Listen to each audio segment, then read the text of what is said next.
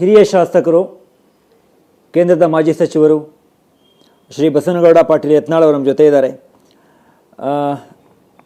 ಯತ್ನಾಳ್ರೆ, ಒಂದು ಮಾತಿದೆ, ರಾಜರ ಕಾಲದಿಂದ ತನ್ನ ಸಾಮ್ರಾಜ್ಯ ಅಲ್ಲಾಡ್ತಾ ಇರುವಾಗ ಕೆಲವೊಮ್ಮೆ ಸಾಮ್ರಾಜ್ಯವನ್ನು ವಿಸ್ತರಣೆ ಮಾಡ್ಕೊಳ್ಳೋದಕ್ಕೋಸ್ಕರ ಯುದ್ಧಕ್ಕೆ ಹೋಗ್ತಾರಂತೆ ರಾಜರು.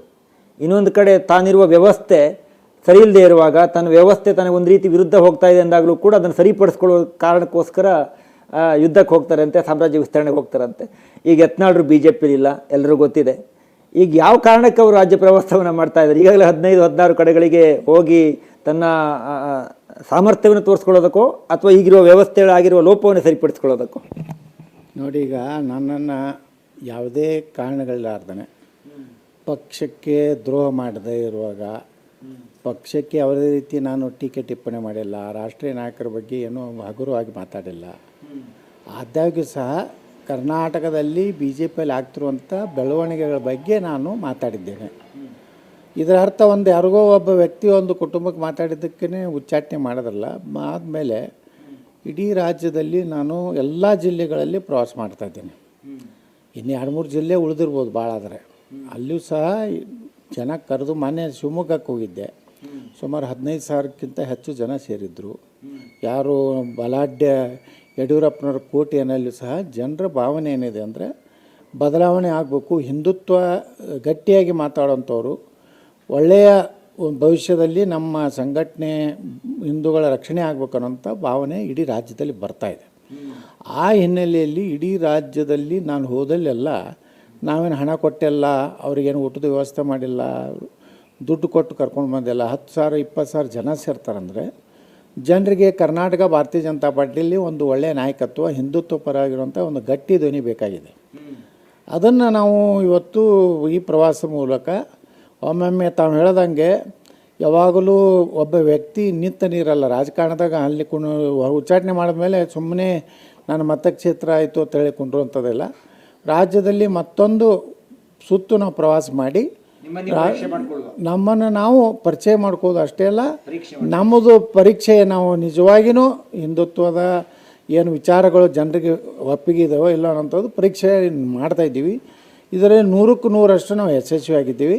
ಕಾರ್ಯಕರ್ತರಲ್ಲಿ ಹುಮ್ಮಸ್ಸು ಬರ್ತಾಯಿದೆ.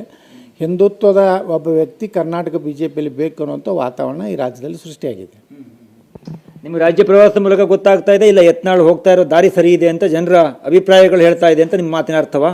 100ಕ್ಕೆ 100 ನಮ್ಮ ಜನ ಎಷ್ಟು ಒಂದು ರೀತಿ ಪ್ರಭಾವಕ್ಕೊಳಗಾಗ್ಯಾರಂದರೆ 2028ಕ್ಕೆ ಯತ್ನಾಳ್ನೇ ಮುಖ್ಯಮಂತ್ರಿ ಆಗಬೇಕು ಅನ್ನೋಂಥ ಭಾವನೆ ಸಾಮಾನ್ಯರಲ್ಲಿ. ಇದು ಭಾವನೆ ಬರೋದಕ್ಕೆ ಭಾಳ ಕಷ್ಟ. ಈ ದೇಶದಲ್ಲಿ ಯಾವುದೇ ಒಂದು ಬದಲಾವಣೆ ಆಗಬೇಕಾದ್ರೆ ವಾಜಪೇಯಿ ಅಂಥವ್ರು ಪ್ರಧಾನಮಂತ್ರಿ ಆಗ್ಬೇಕಂತ ಇಡೀ ದೇಶದ ಕೂಗಿತ್ತು. ಅದರ ನಂತರ ಮೋದಿಯವರು ಆಗ್ಬೇಕು ಅನ್ನೋದು ದೇಶದ ಕೂಗಿತ್ತು. ಯೋಗಿಯವರೇ ಉತ್ತರ ಪ್ರದೇಶ ಮುಖ್ಯಮಂತ್ರಿ ಆಗಬೇಕಂತ ಯಾವ ರೀತಿ ಒಂದು ಜನಪ್ರಿಯತೆ ಅವ್ರದ್ದಿದೆ, ಅದೇ ರೀತಿ ಕರ್ನಾಟಕದಲ್ಲೂ ಸಹ ಸಾಮಾನ್ಯ ಜನರು, ಅವ್ರಿಗೇನು ಜಾತಿ ಇಲ್ಲ, ಮತ ಇಲ್ಲ, ಯಾವುದೇ ರೀತಿಯ ಹಿಂದುಳಿದವರು, ದಲಿತರು, ಮೇಲ್ಜಾತಿ ಅನ್ನುವಂಥದ್ದು ಇಲ್ಲೇ ಇಲ್ಲ. ಸಮಸ್ತ ಹಿಂದೂ ಸಮಾಜ ಇವತ್ತು ನನ್ನ ನಾಯಕತ್ವವನ್ನು ಒಪ್ಪಿದೆ. ಭಾಳಷ್ಟು ಅಭೂತಪೂರ್ವವಾದ ಸ್ವಾಗತ ಮಾಡ್ತಾಯಿದ್ದಾರೆ. ನಾವು ಎಲ್ಲಿಯೂ ನಿರೀಕ್ಷೆ ಮಾಡೋಷ್ಟು ಅಷ್ಟು ಹೂವು ತುರಾಯಿಗಳು ಹಾಕಿ ಸಂಭ್ರಮಣೆ ಏನು ಮಾಡ್ತಾಯಿದ್ದಾರೆ. ಅವ್ರಿಗೆ ಒಂದು ಒಳ್ಳೆಯ ಬದಲಾವಣೆ ರಾಜ್ಯದಲ್ಲಿ ಬೇಕಾಗಿದೆ. ನೀವು ಆಗಾಗ ಹೇಳ್ತಾ ಇರ್ತೀರಿ, ಅಥವಾ ನೀವು ಪಾರ್ಟಿಯಿಂದ ಹೊರಗೆ ಹೋದ ಮೇಲೆ 2 ಬಾರಿ ಹೇಳಿದಿರಿ ಅಂತ ಅನ್ಸುತ್ತೆ, ನಾನು ಪಾರ್ಟಿ ತೆಗೆದುಕೊಳ್ಳಿ, ಇಲ್ಲಾಂದರೆ ನಾನು ಬೇರೆ ಪಾರ್ಟಿಯನ್ನು, ಹಿಂದುತ್ವದ ಹೆಸರಲ್ಲಿ ಪಾರ್ಟಿಯನ್ನು ಕಟ್ತೇನೆ ಹೇಳುವಂಥ ಒಂದು ಮಾತುಗಳನ್ನು ಹೇಳ್ತಾ ಇದ್ರಿ. ಈಗಲೂ ಕೂಡ BJPಗೆ ಬರೋದು ನಿಮ್ಮ ಮೊದಲ ಆಪ್ಷನ್ನು ಅಥವಾ ಪಾರ್ಟಿಯನ್ನು ಕಟ್ಟೋದು ಮೊದಲ ಆಪ್ಷನ್ನು? ನನ್ನ ಆಪ್ಷನ್ ಎಲ್ಲ ಓಪನ್ ಇದೆ. BJPಯವರು ಗೌರವಯುತವಾಗಿ ನನ್ನ ವಿಶ್ವಾಸ ತಗೊಂಡು ನಾ ಏನು ಆರೋಪಗಳನ್ನು ಮಾಡಿದ್ದೆ ಅನ್ನೋದು ಸತ್ಯ ಇದ್ದರೆ ಮತ್ತು ಪಕ್ಷಕ್ಕೆ ಲಾಭ ಆಗ್ತಿದ್ರೆ ನಾನು ಮೊದಲನೇ ಆಪ್ಷನ್ನು ಪಕ್ಷ.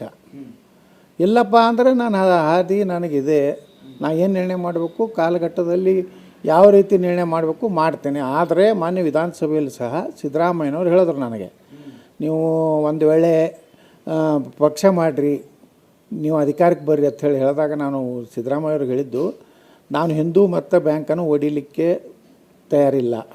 ಹಿಂದೂ ಮತ ಬ್ಯಾಂಕು ಗಟ್ಟಿರಬೇಕು. ಅದಕ್ಕೆ BJPಗೆ ನನ್ನಿಂದ ಯಾವುದೇ ರೀತಿ ಕೆಟ್ಟಾಗಬಾರ್ದು.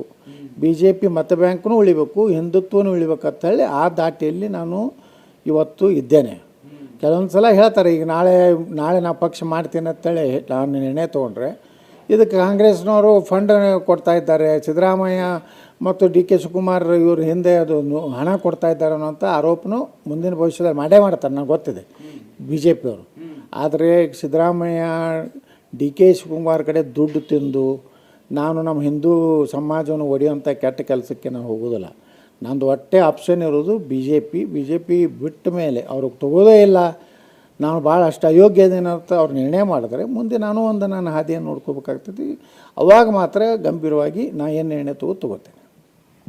ನಿಮ್ಮ ಪಾರ್ಟಿಯಲ್ಲಿ ಇರುವಾಗ ನೀವು ಕೆಲವೊಂದಿಷ್ಟು ವಿಚಾರಗಳನ್ನು ಮುಂದೆ ಇಟ್ಕೊಂಡು ನೇರವಾಗಿ ಮಾತಾಡ್ತಾ ಇದ್ರಿ. ಆಗ ಬಿ ಜೆ ಪಿ ಹಿರಿಯ ನಾಯಕರುಗಳೆಲ್ಲರೂ ಕೂಡ ನಿಮ್ಮ ಪರವಾಗಿ ದೆಹಲಿಯಲ್ಲಿ ಹೋಗಿ ಮಾತಾಡ್ತಾ ಇದ್ದಾರೆ ಎನ್ನುವಂಥ ಮಾಹಿತಿಗಳು ನಮಗಿದ್ವು.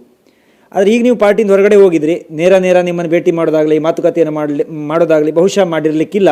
ಆದರೆ ಆಂತರಿಕವಾಗಿ ಅವರೆಲ್ಲ ಹಿರಿಯ ನಾಯಕರುಗಳು ಈಗಲೂ ನಿಮ್ಮ ವಿಶ್ವಾಸದಲ್ಲಿದ್ದಾರೆ, ನಿಮ್ಮನ್ನು ಪಾರ್ಟಿ ತೆಗೆದುಕೊಳ್ಬೇಕು, ಯತ್ನಾಳ್ರೆ ಮತ್ತೊಮ್ಮೆ ನಿಮ್ಮ ಪರವಾಗಿ ನಾವು ಮಾತಾಡ್ತೀವಿ ಹೇಳುವಂಥ ಏನಾದರೂ ಅಂತರಂಗದ ಮಾತುಗಳನ್ನು ನಿಮ್ಮ ಗಮನಕ್ಕೆ ತಂದಿದ್ದಾರಾ? ಇಲ್ಲ, ಮೊದಲು ನೋಡಿ ಎಲ್ಲ ಲೋಕಸಭಾ ಸದಸ್ಯರು 1-2-3 ಮಂದಿ ಲೋಕಸಭಾ ಸದಸ್ಯರು ಬಿಟ್ಟರೆ ಯತ್ನಾಳನ್ನು ಉಚ್ಚಾಟನೆ ಮಾಡಬಾರ್ದತ್ತೆ ಅವಾಗೂ ಅಭಿಪ್ರಾಯ ಹೇಳಿದ್ದಾರೆ. ಇವತ್ತಿನವರೆಗೂ ಸಹ ವಿಜೇಂದ್ರ ಒಂದು ಟೀಮ್ ಬಿಟ್ಟರೆ ಉಳಿದ ಎಲ್ಲ ಬಿ ಜೆ ಪಿ ನಾಯಕರು ನನ್ನ ಸಂಪರ್ಕದಲ್ಲಿದ್ದಾರೆ, ನಾವು ಮಾತಾಡ್ಕೋತಿರ್ತೀವಿ. ಅವರೆಲ್ಲರೂ ಹೇಳೋದು ಒಂದೇ, ಯಾವುದೇ ಪರಿಸ್ಥಿತಿಯಲ್ಲಿ ಪಕ್ಷ ಕಟ್ಟಬೇಡ್ರಿ, ನಮ್ಮ ಜೊತೆಗೇ ನೀವು ಬರಬೇಕು, ನಾವೆಲ್ಲ ಕೂಡಿ ಕರ್ನಾಟಕದಲ್ಲಿ ಬಿ ಜೆ ಪಿ ಸರ್ಕಾರ ಮಾಡಬೇಕು ಅನ್ನೋಂಥ ಭಾವನೆ ನಮ್ಮೆಲ್ಲ ಹಳೆ ಟೀಮ್ ಏನಿದೆ ಆ ಟೀಮ್ ಎಲ್ಲರೂ ನನ್ನ ಸಂಪರ್ಕದಲ್ಲಿದ್ದಾರೆ. ಯಾರೂ ಈ ನಾನು ಉಚ್ಚಾಟನೆ ಮಾಡಿದ್ರಿಂದ ಬಹಿರಂಗವಾಗಿ ನನಗೆ ಅವರು ತೋರಿಸ್ಲಿಕ್ಕಿಲ್ಲ, ಆಂತರಿಕವಾಗಿ ನನ್ನ ಜೊತೆಗೆ ಫೋನ್ನಲ್ಲಿ ಮಾತಾಡ್ತಾರೆ. ಒಮ್ಮೊಮ್ಮೆ ನಾನು ಅವ್ರ ಮನೆಗೆ ಹೋಗಿರ್ತೀನಿ, ಅವ್ರು ನನ್ನ ಮನೆಗೆ ಬರ್ತಾರೆ. ಇದೆಲ್ಲ ಸಂಪರ್ಕ ಯಾವುದೇ ರೀತಿ ವಿಜೇಂದ್ರ ಒಂದು ಗ್ಯಾಂಗ್ ಬಿಟ್ಟರೆ ಎಲ್ಲರೂ ನನ್ನ ಜೊತೆಗೆ ಸಂಪರ್ಕದಲ್ಲಿದ್ದಾರೆ. ಕೊನೆಯದಾಗಿ ನೀವು ರಾಜ್ಯ ಪ್ರವಾಸವನ್ನು ಮಾಡಿದರೆ, ಮೊನ್ನೆ ನಾವೇ ನಮ್ಮದೇ ಚಾನಲಲ್ಲಿ ತೋರಿಸಿದ್ವಿ, ನೀವು ಗಣೇಶ ಉತ್ಸವದ ಸಂದರ್ಭದಲ್ಲಿ 17 ಜಿಲ್ಲೆಗಳಿಗೆ ಭೇಟಿಯನ್ನು ಕೊಟ್ಟಿದ್ರಿ. ಈ ಪ್ರವಾಸ ಇನ್ನೂ ಕೂಡ ಮುಂದುವರಿಯುತ್ತಾ? ಈ ವಾರದ ಮುಂದಿನ ಕಾರ್ಯಕ್ರಮಗಳು, ಮುಂದಿನ ತಿಂಗಳ ಕಾರ್ಯಕ್ರಮ ಈಗಾಗಲೇ ಫಿಕ್ಸ್ ಆಗಿದ್ದಾವ? ಈಗಾಗಲೇ ನಾನು ನಾಳೆ 12ನೇ ತಾರೀಕಿಗೆ ಕೆರೆಗೋಡಿಗೆ ಹೋಗ್ತಾ ಇದ್ದೇನೆ. ಅಲ್ಲಿ ಒಂದು ಗಣಪತಿ ವಿಸರ್ಜನೆ ಕಾರ್ಯಕ್ರಮದಲ್ಲಿ ಭಾಗವಹಿಸ್ತಾ ಇದ್ದೇನೆ. ಅಲ್ಲಿ ದೊಡ್ಡ ಪ್ರಮಾಣದಲ್ಲಿ ಮಂಡ್ಯದಿಂದ ಮೋಟ್ರ್ ಬೈಕ್ ರ್ಯಾಲಿ, ಅಲ್ಲಿಯೂ ಒಂದು ದೊಡ್ಡ ಇದನ್ನು ವಿಸರ್ಜನೆ ಕಾರ್ಯಕ್ರಮ ಇಟ್ಕೊಂಡಿದ್ದಾರೆ.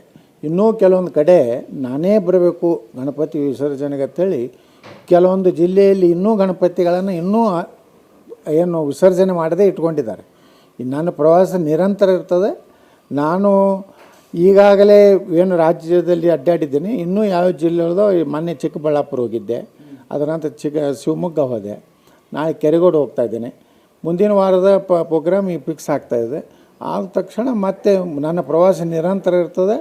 ನಾನು ಸಂಘಟನೆ, ನಮ್ಮ ಹಿಂದೂ ಸಂಘಟನೆ ಈ ರಾಜ್ಯದಲ್ಲಿ ಮಾಡೇ ಮಾಡ್ತೇನೆ. ಭಾಳ ಇಂಪಾರ್ಟೆಂಟ್ ಒಂದು ಪ್ರಶ್ನೆ ನೆನಪಿಗೆ ಬರ್ತಾ ಇದೆ.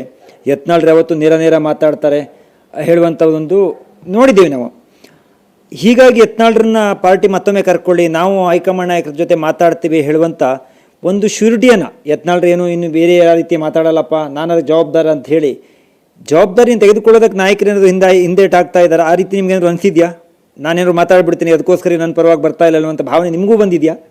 ಇಲ್ಲ, ಈಗ ನಾನು ನೇರ ಮಾತಾಡ್ತೀನಿ ಅನ್ನೋದು ಇದು ಎಲ್ಲರಿಗೂ ಗೊತ್ತಿರೋ ವಿಚಾರ. ಆದರೆ ಒಂದು ಭಯ ಅವ್ರಿಗೇನಿದೆ ಅಂದರೆ ಯತ್ನಾಳನ್ನ ಮುಂದಿನ ಚುನಾವಣೆಯಲ್ಲಿ ನಾವು ಬಿಟ್ಟರೆ ದೊಡ್ಡ ನಷ್ಟ ಪಾರ್ಟಿಗೆ ಆಗ್ತೈತೆ ಅನ್ನೋಂಥದ್ದು ಅವೆಲ್ಲರ ಮಾತಾಡೋದ್ರ ಬಗ್ಗೆ ಅವರು ಹೇಳ್ತಿರ್ತಾರೆ. ನೀವು ಹಂಗೆ ಮಾತಾಡಬೇಡಿ, ಹೆಂಗೆ ಮಾತಾಡಬೇಡಿ, ನೀವು ಅದನ್ನು ಬಿಟ್ಟುಬಿಡಿ, ಯಡಿಯೂರಪ್ಪ ಕುಟುಂಬ ಮುಗಿದು ಹೋಗಿದ ಕತೆ, ವಿಜೇಂದ್ರ ಇನ್ನೇನು ಮುಂದೆ ಅಧ್ಯಕ್ಷ ಮುಂದುವರಿ ಸಾಧ್ಯ ಇಲ್ಲ ಅಂತ ಅವ್ರು ಹೇಳ್ತಿರ್ತಾರೆ. ಯಾಕಂದ್ರೆ ಸಾಕಷ್ಟು ಕೇಂದ್ರ ವರಿಷ್ಠ ಮಂಡಳಿಗೂ ಗೊತ್ತಾಗಿಬಿಟ್ಟಿದೆ. ಅದಕ್ಕೆ ನೀವು ಏನಾದರೂ ಮಾಡಿ ನಮ್ಮ ಪಕ್ಷವನ್ನು ಸೇರೋದ್ರ ಸಲುವಾಗಿ ನಾವೆಲ್ಲ ಅಲ್ಲಿ ಹೋರಾಟ ಮಾಡ್ತಾಯಿದ್ದೀವಿ. ನಿಮ್ಮನ್ನು ಪಕ್ಷ ತೊಗೋತದೆ. ಅದಕ್ಕೆ ನೀವು ಯಾವುದೇ ರೀತಿ ಯಡಿಯೂರಪ್ಪ ಕುಟುಂಬಕ್ಕೆ ಬೈಯೋದನ್ನು ಬಿಡ್ರಿ ಅಂತ ಹೇಳಿ ಸಲಹೆ ಕೊಟ್ಕೋತಾ ಇರ್ತಾರೆ. ಇವತ್ತಿನವರೆಗೂ ಕೊಡ್ತಾರೆ. ಸಲಹೆಗಳನ್ನು ಹಂತವಾಗಿ ಸ್ವೀಕಾರ ಮಾಡ್ಲಕತ್ತೀನಿ. ಮೊನ್ನೆ ನಾನು ಶಿವಮೊಗ್ಗ ಹೋದ್ರೆ ಏನೂ ಮಾತಾಡಿಲ್ಲ ಅದ್ರ ಬಗ್ಗೆ. ಯಾಕಂದ್ರೆ ಶಿವಮೊಗ್ಗದಲ್ಲೇ ನನಗೆ 10-12 ಸಾವಿರ ಜನ ಸೇರಿದ್ದು ನೋಡಿದ್ರೆ ನಮ್ಮ ಕಡೆನೂ ಒಲವಿದೆ. ಕೆಲವೊಂದು ಜನ ನಮ್ಮವರು ಕೆಳಗಡೆ ನಿಂತಿದ್ರು ಜನರ ಜೊತೆಗೆ. ಇಲ್ಲಪ್ಪ ಯತ್ನಾಳ್ ಏನು ಯಡಿಯೂರಪ್ಪ ಬಗ್ಗೆ ಕುಟುಂಬ ಮಾತಾಡೋದು ಸತ್ಯ ಇದೆ, ಪಾಪ ಇಂಥ ಒಳ್ಳೆಯವದಾನೆ, ಪ್ರಾಮಾಣಿಕದಂತ ಅಲ್ಲಿ ಮಾತಾಡೋವಂಥದ್ದು ನನಗೆ ನಮ್ಮದೇ ಒಂದು ಟೀಮ್ ಬೈತಲ್ಲ, ಟೀಮ್ದವರು ನನಗೆ ಹೇಳಿದ್ರು. ಅಂದರೆ ಒಟ್ಟಾರೆ ಶಿವಮೊಗ್ಗದಲ್ಲಿ ಸಹಿತ ನನ್ನ ಜನಪ್ರಿಯತೆ ಹೆಚ್ಚಾಗ್ತೈತೆ ಅನ್ನೋದೇ ಒಂದು ಸಂಕೇತ ಮೊನ್ನೆ ಹೋದಾಗ ನನಗೆ ಗೊತ್ತಾಯಿತು. ಧನ್ಯವಾದ. ಇದು ಯತ್ನಾಳ್ರ ಮಾತು. ಕ್ಯಾಮ್ರಾ ಪರ್ಸನ್ ದೀಪು ಜೊತೆ ರವಿ ಶಿವರಾಮ್, ಏಷ್ಯಾನೆಟ್ ಸುವರ್ಣ ನ್ಯೂಸ್, ಬೆಂಗಳೂರು.